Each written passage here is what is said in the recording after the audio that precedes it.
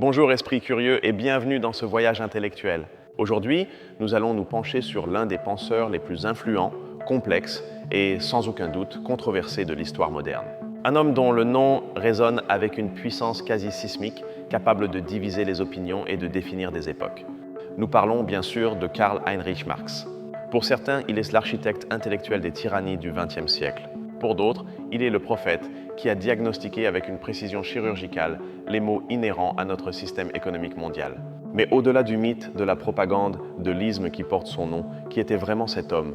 Et plus important encore, qu'a-t-il dit exactement qui résonne encore avec tant de force aujourd'hui, dans un monde de crise financière, d'inégalités rampantes et d'une quête profonde d'alternatives? La grande question de cet essai est simple mais profonde. Que pouvons-nous apprendre si nous mettons de côté nos préjugés et lisons Marx aujourd'hui? Quels outils nous offre-t-il pour comprendre le moteur de notre monde, le capitalisme? Aujourd'hui, nous n'allons pas débattre des destins politiques des nations. Nous allons faire quelque chose de plus radical, de plus fondamental. Nous allons lire, nous allons déconstruire sa pensée depuis ses racines philosophiques jusqu'à sa monumentale critique du capital. C'est l'histoire de l'homme qui a voulu comprendre le monde pour, comme il le disait, le transformer. Avant de plonger, une brève remarque. Pour donner vie à cette narration, j'ai utilisé des outils d'intelligence artificielle pour générer les images que vous voyez. Considérez-les comme une toile, une façon d'illustrer les idées et l'ambiance de ce que nous racontons. Elles ne seront pas toujours une représentation littérale, mais un accompagnement visuel pour que vous laissiez libre cours à votre imagination avec moi. J'espère sincèrement que vous apprécierez.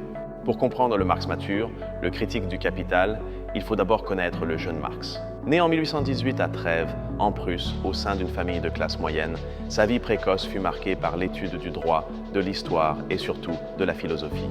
Son monde intellectuel fut forgé dans les universités allemandes, particulièrement à Berlin, qui à ce moment-là bouillonnait des idées d'un géant philosophique qui venait de s'éteindre, mais dont l'ombre planait sur tout. Ce géant était Georg Wilhelm Friedrich Hegel. Hegel était le titan de l'idéalisme allemand. Pour lui, l'histoire n'était pas une série d'événements chaotiques, mais un processus rationnel et ordonné. C'était l'esprit absolu, le Geist, se déployant dans le temps à travers un processus qu'il appelait la dialectique. Qu'est-ce que la dialectique? Dans sa forme la plus simple, c'est un processus en 3 étapes. Premièrement, vous avez une thèse, une idée ou un état de choses. Cette thèse génère sa propre contradiction, son opposé, l'antithèse. Le choc entre les deux n'anéantit pas l'une ou l'autre, mais produit une synthèse, un état supérieur qui préserve le meilleur des deux. Et cette synthèse devient la nouvelle thèse. Et le cycle continue. Marx fut fasciné par cette méthode. La dialectique lui offrait un outil pour voir l'histoire non comme quelque chose de statique, mais comme un processus rempli de contradictions, de luttes et de changements dynamiques. Il vit en Hegel la clé pour comprendre la transformation. Mais Marx était un radical. Il ne se satisfaisait pas de l'idéalisme de Hegel. Aux côtés d'autres penseurs connus sous le nom de jeunes hégéliens, Marx commença à remettre en question le maître. Si la dialectique faisait avancer l'histoire, pourquoi Hegel concluait-il que l'État prussien de son époque était l'apogée de la raison? Pour Marx, cela semblait une justification du statu quo, de l'ordre établi. C'est ici qu'intervient une autre influence clé, Ludwig Feuerbach. Feuerbach a écrit un livre intitulé « L'essence du christianisme », où il argumentait quelque chose d'explosif pour l'époque. Il disait que ce n'est pas Dieu qui crée l'homme, mais l'homme qui crée Dieu, projetant ses propres qualités idéalisées sur un être céleste. Ce fut un coup de tonnerre pour Marx. Feuerbach ramena la philosophie du ciel à la terre. Il proposa un matérialisme, c'est-à-dire que le point de départ de toute pensée ne devait pas être une idée abstraite comme l'esprit de Hegel, mais la vie réelle, concrète et matérielle des êtres humains.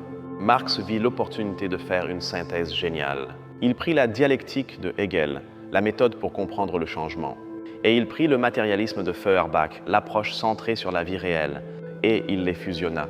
Il retira la dialectique des idées et l'appliqua aux conditions matérielles de l'existence humaine. Ainsi naquit la base de toute sa pensée future, le matérialisme dialectique, et appliqué à la société le matérialisme historique. C'est la première grande idée que nous devons comprendre. Marx renversa Hegel. Comme il le dit lui-même, il remit la dialectique qu'il jugeait à l'envers sur ses pieds. En parallèle, Marx, devenu journaliste et exilé, s'installa à Paris puis à Londres et y vit quelque chose qui allait changer sa vie. Il vit le moteur du monde moderne en plein fonctionnement. Il vit la fumée des usines, la misère des quartiers ouvriers, l'énergie brutale de la révolution industrielle. Il vit le capitalisme. Armé de sa nouvelle méthode, le matérialisme historique, Marx se posa une question. Si l'histoire avance par la lutte et les conditions matérielles, Qu'est-ce qui définit ces conditions? Sa réponse est la base et la superstructure. C'est la carte de la société selon Marx. La base ou infrastructure et l'économie, ce sont les forces de production, c'est-à-dire la technologie, les usines, les outils, la terre. Et elle inclut également les rapports de production, c'est-à-dire comment nous nous organisons pour produire, qui possède les usines et qui y travaille. La superstructure est tout le reste. C'est la politique, les lois, la religion, l'art, la philosophie, la culture. Pour Marx, la base économique détermine ou, pour être plus précis, conditionne la superstructure. Le système économique d'une société façonne ses idées et non l'inverse. C'est radical. Cela signifie que nos idées sur la justice, la liberté ou Dieu ne sont pas des vérités éternelles tombées du ciel. Elles sont en grande partie un reflet des rapports économiques de notre époque. Une société féodale basée sur la terre aura une superstructure, roi, honneur, religion, qui justifiera ce système. De même, une société capitaliste basée sur le salariat et la propriété privée aura une superstructure, démocratie parlementaire, loi de propriété, idéologie de l'individualisme, qui fera que ce système semblera naturel et juste. Or, si la base détermine la superstructure, qu'est-ce qui impulse le changement d'un système à l'autre? Comment sommes-nous passés du féodalisme au capitalisme? Ici, la dialectique revient. La réponse de Marx est la lutte des classes. Dans le manifeste du Parti communiste, Marx et son collaborateur Friedrich Engels écrivent la fameuse ligne « L'histoire de toutes les sociétés jusqu'à nos jours est l'histoire de la lutte des classes. Patriciens et plébéiens, seigneurs et serfs, maîtres de corporations et compagnons, en un mot, oppresseurs et opprimés. » Pour Marx, chaque système économique ou mode de production contient les germes de sa propre destruction. Il crée deux classes principales avec des intérêts opposés. Dans le féodalisme, c'étaient les seigneurs propriétaires de la terre et les serfs qui la travaillaient. Dans le capitalisme, ce sont la bourgeoisie et le prolétariat. La bourgeoisie est la classe qui possède les moyens de production. Ce sont les propriétaires des usines, des banques, des machines. Le prolétariat est la classe laborieuse, ceux qui ne possèdent rien d'autre que leur propre force de travail, qu'ils doivent vendre à la bourgeoisie pour pouvoir survivre. Le conflit est inévitable. La bourgeoisie veut maximiser ses profits en payant le moins possible pour le travail. Le prolétariat veut améliorer ses conditions et son salaire. Cette tension, cette lutte est le moteur du changement. Mais la bourgeoisie ne domine pas seulement par la force. Elle domine par l'idéologie. L'idéologie, pour Marx, ce sont les idées de la superstructure qui justifient la base. C'est la culture, la religion, l'éducation qui nous enseignent que le système actuel est le seul possible, qu'il est naturel, juste et éternel. L'idéologie dominante, dit Marx, est toujours l'idéologie de la classe dominante. Elle nous fait voir les intérêts particuliers de la bourgeoisie, comme la propriété privée, comme s'ils étaient les intérêts universels de toute l'humanité. C'est une fausse conscience. Ainsi, récapitulons. Nous avons une méthode, le matérialisme historique. Nous avons une structure sociale, base et superstructure. Et nous avons un moteur de changement, la lutte des classes. Armé de ces outils, Marx se consacra au projet de sa vie. Analyser l'anatomie de son époque. Mettre à nu le système capitaliste. Nous entrons ici au cœur de son œuvre, le Capital. Ce n'est pas un pamphlet politique, c'est une analyse économique, sociologique et philosophique incroyablement dense. Et tout commence avec l'unité la plus petite de la richesse dans le capitalisme, la marchandise. Marx ouvre le Capital en disant que la richesse des sociétés capitalistes se présente comme un immense entassement de marchandises. Une marchandise est un objet extérieur, une chose qui, par ses propriétés, satisfait des besoins humains de toute nature. Mais cette simple marchandise, dit Marx, est une chose très complexe, pleine de subtilités métaphysiques et de relents théologiques. Pourquoi? Parce que toute marchandise a une double vie. Elle a une valeur d'usage et une valeur d'échange. La valeur d'usage est simple, c'est l'utilité de l'objet. Un manteau a une valeur d'usage parce qu'il vous protège du froid. Le pain a une valeur d'usage parce qu'il vous nourrit. Cette qualité est physique et directe. Elle dépend des propriétés de l'objet. La valeur d'échange est beaucoup plus étrange. C'est la valeur qu'une chose a lorsqu'elle est échangée contre une autre. C'est son prix. Combien de manteaux valent une paire de chaussures? Ou, dans notre société, combien d'euros vaut un manteau? Cette valeur ne semble avoir rien à voir avec les propriétés physiques de l'objet. La question de Marx est qu'ont en commun le manteau et les chaussures qui permet leur échange? Quelle est cette substance commune que nous appelons valeur? Sa réponse est la théorie de la valeur travail, qu'il a héritée d'économistes classiques comme Adam Smith et David Ricardo. La substance commune, dit Marx, est le travail humain abstrait. La valeur d'une marchandise n'est pas donnée par son utilité, ni par l'offre et la demande, qui n'expliquent que les fluctuations du prix, mais par la quantité de temps de travail socialement nécessaire pour la produire. Cela signifie que s'il faut en moyenne 10 heures de travail social en comptant les matières premières, les machines, etc., pour fabriquer un manteau, et 10 heures pour fabriquer une paire de chaussures, celles-ci auront tendance à s'échanger dans une proportion de 1 à 1. La valeur est le travail humain cristallisé. Mais dans le capitalisme, nous ne voyons pas cela. Nous allons au magasin et voyons un prix, 50 €.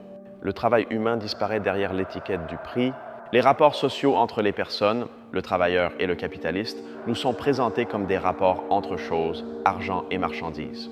C'est l'un des concepts les plus brillants et les plus étranges de Marx, le fétichisme de la marchandise. Tout comme dans le fétichisme religieux, où les humains adorent une idole qu'ils ont eux-mêmes créée, dans le capitalisme, nous adorons les marchandises. Nous croyons que leur valeur, leur prix, est une propriété magique et inhérente à elles. Nous oublions la sueur, le temps et la vie humaine investie dans la création de cet objet. Le marché devient une force naturelle et invisible qui gouverne nos vies, comme le climat. Le marché a baissé, le marché a décidé. Le fétiche nous cache la vérité, que le marché n'est qu'un système de rapports humains. Maintenant, si la valeur de tout vient du travail, la question la plus importante surgit. D'où vient le profit du capitaliste? Si un capitaliste achète des matières premières et paie des salaires et vend le produit final pour sa valeur exacte, la somme du travail investi, le profit serait nul. C'est ce qu'on appelle le circuit du capital. Le capitaliste commence avec de l'argent A. Avec cet argent, il achète des marchandises M qui sont de deux types. Il achète des moyens de production, matières premières, machines, et il achète une marchandise très spéciale, la force de travail, le travailleur. Ensuite, dans le processus de production, ces marchandises sont combinées pour créer une nouvelle marchandise, M, qui est vendue pour plus d'argent que ce qui a été investi au début, AA, AMA. Ce plus est le profit. Mais d'où est-il venu? Il ne peut pas sortir de rien. Marx résout le mystère. Le profit provient de cette marchandise de spécial, la force de travail. Le capitaliste ne paie pas le travailleur pour la valeur qu'il produit, mais il paie la valeur de sa force de travail. Et qu'est-ce que la valeur de sa force de travail? Comme toute autre marchandise, sa valeur est le temps de travail socialement nécessaire pour la produire, c'est-à-dire le coût de maintien en vie du travailleur, la valeur de la nourriture, des vêtements, du logement et de l'éducation pour que le travailleur puisse retourner à l'usine demain. C'est ce que nous appelons le salaire. Voilà l'astuce.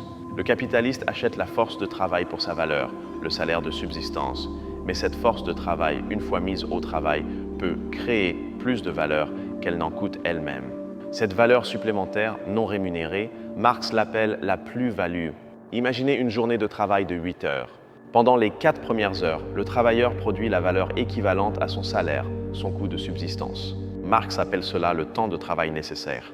Mais le capitaliste l'a embauché pour 8 heures. Il ne le laisse pas rentrer chez lui. Les 4 heures suivantes sont du temps de surtravail. Le travailleur continue à travailler, continue à créer de la valeur, mais n'en reçoit plus de paiement. Cette valeur créée par le travailleur mais appropriée par le capitaliste est la plus-value. C'est la source de tous les profits, intérêts et rentes. Pour Marx, ce n'est pas un vol illégal au sens capitaliste.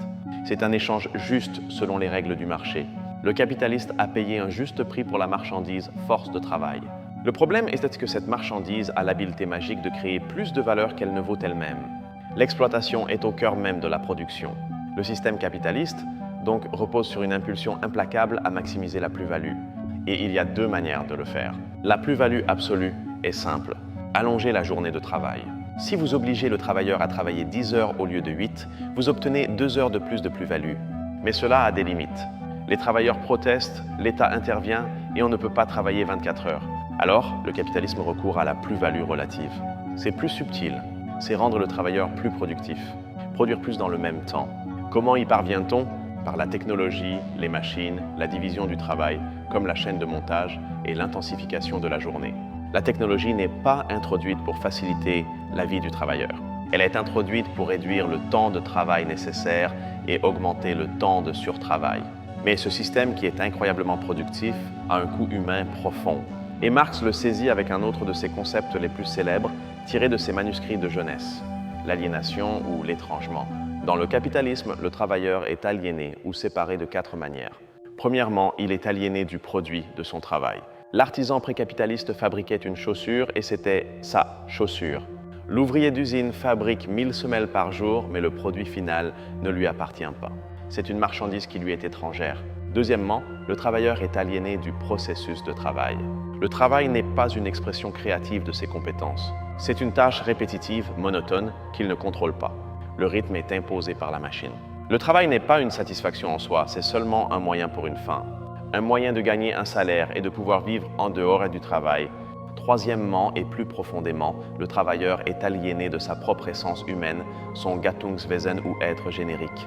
Qu'est-ce qui nous rend humains pour Marx? Notre capacité à transformer la nature de manière consciente et créative.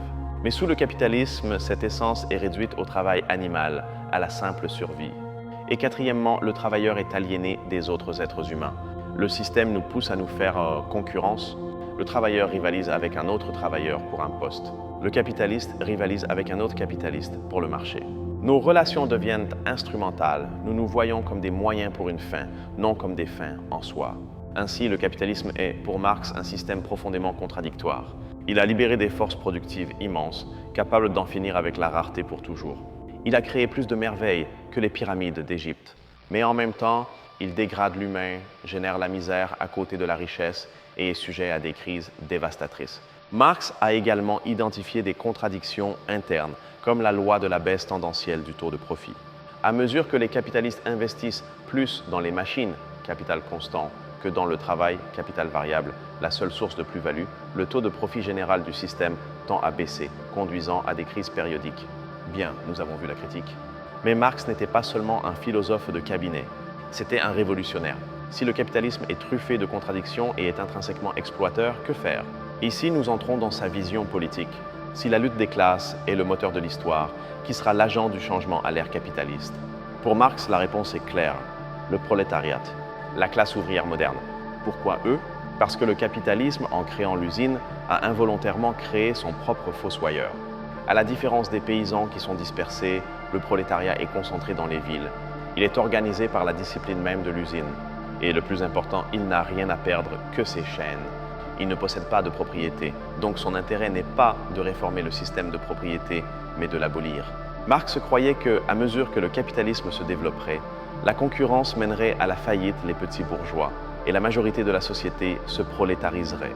La richesse se concentrerait entre les mains de moins en moins nombreux et la misère de la grande majorité augmenterait. Finalement, la fausse conscience se briserait. Le prolétariat développerait une connaissance de classe. Il comprendrait son rôle historique. Il se rendrait compte qu'il ne s'agit pas d'une lutte pour des salaires plus élevés, mais d'une lutte pour abolir le système salarial lui-même. Cela mènerait à la révolution prolétarienne. Le renversement violent ou pacifique, Marx n'a pas été entièrement constant à ce sujet, de l'État bourgeois et la prise du pouvoir par la classe laborieuse. Cet événement marquerait la fin de la préhistoire humaine et le commencement de la véritable histoire. Et que viendrait après? C'est là que Marx devient plus vague et où il a été le plus mal interprété. Il n'a pas donné de plan détaillé de l'avenir, mais il a bien parlé d'une phase de transition, une période qu'il a appelée la dictature du prolétariat. Cette phrase nous effraie aujourd'hui, car nous l'associons au totalitarisme du XXe siècle. Mais pour Marx, au XIXe siècle, dictature ne signifiait pas la tyrannie d'un seul homme. Elle signifiait le gouvernement d'une classe. Tout comme la démocratie parlementaire était pour lui la dictature de la bourgeoisie, où l'État protège la propriété, ce serait le gouvernement de la majorité ouvrière. Le but de cette phase de transition, aussi appelée socialisme ou la phase inférieure du communisme, était double. Premièrement, exproprier les expropriateurs, placer les moyens de production, usines, terres, sous contrôle collectif ou étatique. Deuxièmement, défendre la révolution contre les tentatives de contre-révolution de l'ancienne bourgeoisie. Pendant cette phase, la production serait organisée rationnellement, non pour le profit, mais pour le besoin social. Mais il existerait encore quelques vestiges du capitalisme. Par exemple, les gens seraient toujours payés selon leurs contributions, à chacun selon son travail. Mais cette phase n'était que le chemin. L'objectif final était la phase supérieure du communisme.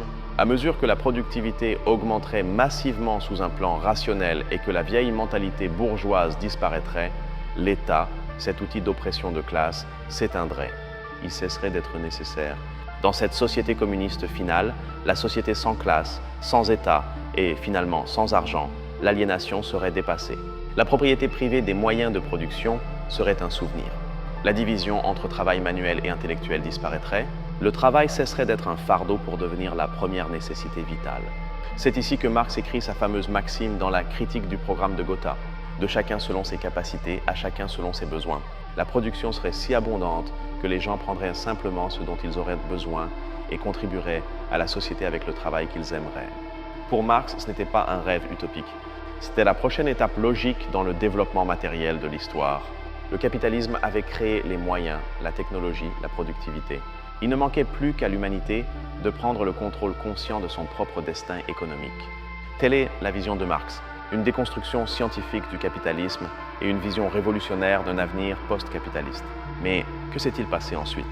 Pourquoi le nom de Marx est-il si terni pour tant de gens? Nous devons faire une distinction cruciale entre la pensée de Marx et le marxisme. Marx lui-même, en voyant comment certains de ses partisans français interprétaient ses idées, a prononcé la fameuse phrase « Tout ce que je sais, c'est que je ne suis pas marxiste ».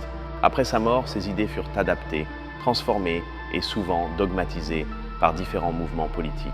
Le marxisme-léninisme de l'Union soviétique, par exemple, adapta ses idées à une société agraire et semi-féodale, comme la Russie tsariste, chose que Marx lui-même aurait jugée impossible. Les régimes du XXe siècle qui se sont appelés communistes, l'URSS, la Chine de Mao, le Cambodge, ont créé des États totalitaires, à parti unique, très éloignés de la vision de Marx, de l'extinction de l'État et de l'association des producteurs libres. Pour beaucoup de critiques, cela démontre que les idées de Marx mènent intrinsèquement à l'autoritarisme. Les critiques envers Marx sont nombreuses et sérieuses. Les économistes de l'école autrichienne, comme Ludwig von Mises, ont soutenu que sans un système de prix, que le socialisme abolirait, un calcul économique rationnel est impossible. Il n'y a aucun moyen de savoir quoi produire ou comment allouer les ressources efficacement. D'autres, comme Karl Popper, ont critiqué son historicisme, l'idée que l'histoire suit des lois inévitables. Popper y voyait une idéologie fermée, pseudo-scientifique et dangereuse qui justifie de sacrifier le présent pour un avenir utopique prédéterminé. Et la prédiction de Marx selon laquelle le prolétariat s'appauvrirait de plus en plus ne s'est pas réalisée en Occident. Le capitalisme, en partie grâce à la pression du mouvement ouvrier, syndicats, parti socialiste, s'est montré beaucoup plus adaptable. Il a créé l'État-providence et une vaste classe moyenne. Alors, Marx est-il obsolète? Est-ce une relique du 19e siècle? Étonnamment, non. Après la crise financière de 2008, les ventes du capital ont explosé. Et quand nous regardons le monde d'aujourd'hui, les questions de Marx résonnent avec une force incroyable. Quand nous parlons de l'écart croissant entre le 1% et le reste, de la concentration du capital entre les mains de quelques mégacorporations technologiques, nous sommes sur le terrain de Marx. Quand nous voyons la gig economy, le travail précaire et l'aliénation du travailleur des plateformes, nous voyons la plus-value et l'aliénation sous de nouvelles formes. Quand nous analysons le fétichisme de la marchandise à l'ère des influenceurs et du personal branding, où tout devient une marque à vendre, la critique de Marx est plus pertinente que jamais. Quand nous voyons comment la logique du marché envahit l'éducation, la santé et l'environnement, nous voyons l'expansion du capital. La valeur de Marx aujourd'hui peut-être ne réside pas dans ses réponses sur l'avenir. Sa vision du communisme peut être une utopie. Sa théorie de la révolution peut être erronée, mais sa valeur réside dans son diagnostic du présent. Marx reste le critique le plus profond, systématique et implacable du capitalisme. Karl Marx n'était pas un prophète, c'était un diagnostiqueur. Il nous a donné un ensemble d'outils, une radiographie du système dans lequel nous vivons. Il nous a appris à ne pas prendre la surface pour la réalité. Il nous a appris à toujours demander comment cela est-il produit, qui travaille, qui en profite, qui en paie le coût. Il nous a montré que l'économie n'est pas une loi naturelle comme la gravité, qui opère avec des forces invisibles et inévitables. Il nous a montré que l'économie est un système de rapports sociaux, de pouvoir, construit par des êtres humains à un moment historique. Et que, précisément pour cette raison, elle peut être questionnée, défiée et transformée par des êtres humains. Lire Marx aujourd'hui, ce n'est pas chercher un manuel pour la révolution, ni une bible d'un nouveau dogme. C'est apprendre à regarder sous la surface brillante de notre monde de marchandises. C'est un exercice de pensée critique radical. C'est, au fond, un appel à comprendre le monde pour, peut-être, le rendre un peu plus juste. Merci beaucoup de m'avoir accompagné dans cette analyse approfondie. Ce fut un voyage dense, je le sais, mais j'espère qu'il a été fascinant et surtout clarifiant. Laisser de côté la peur du nom Marx nous permet d'accéder à l'un des arsenals d'idées les plus puissants jamais créés. Si vous avez aimé cette déconstruction, s'il vous plaît, abonnez-vous à la chaîne et activez les notifications pour plus de voyages profonds dans le monde des idées. Et j'adorerais vous lire. Commentez quelle idée de Marx vous a le plus marqué ou laquelle vous semble la plus pertinente aujourd'hui. À la prochaine, Esprit Curieux.